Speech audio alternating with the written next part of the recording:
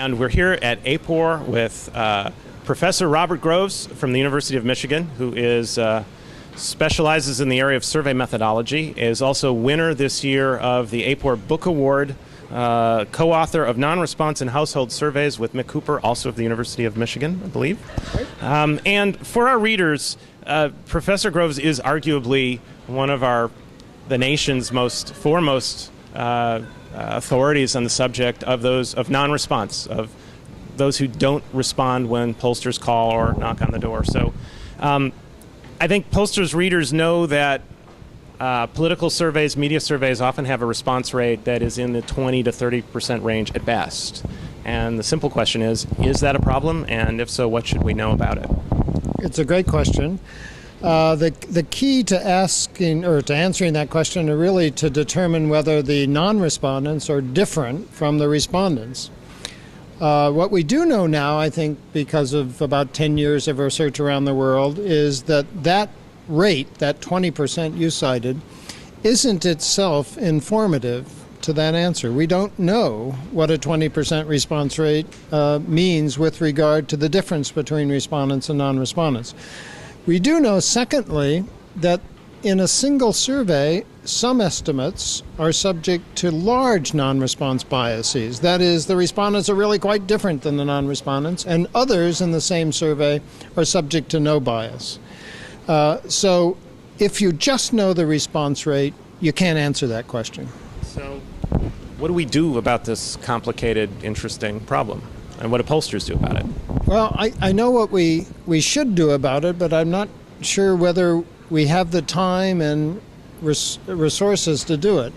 It's also clear from that research that the only way to get a purchase on the answer to the question, is a 20% response rate harmful to your particular estimate, is to collect auxiliary variables on the sample. Variables that you know, information you know both about respondents and non-respondents.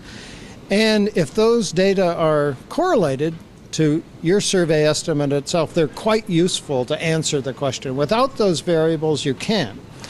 You can't answer the question. So an informed consumer of a poll estimate, I think, should ask the question, what information do we have that might be related to the estimates of interest that I could examine whether there are response rate differences across subgroups on those variables? What about the survey topic?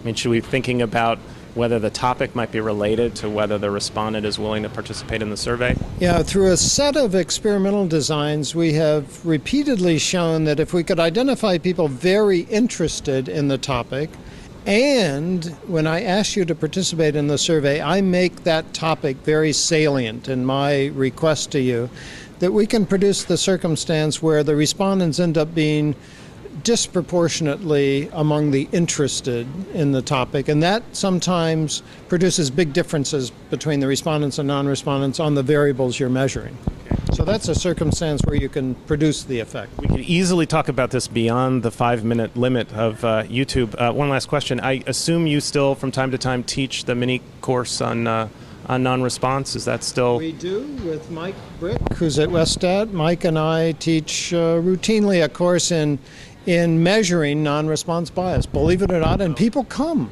believe it or not. Full disclosure, former one-time student of Professor Groves, I will attest that if you're interested in the subject and you have the chance to take this mini course, don't miss it. For pollster.com, this is Mark Blumenthal.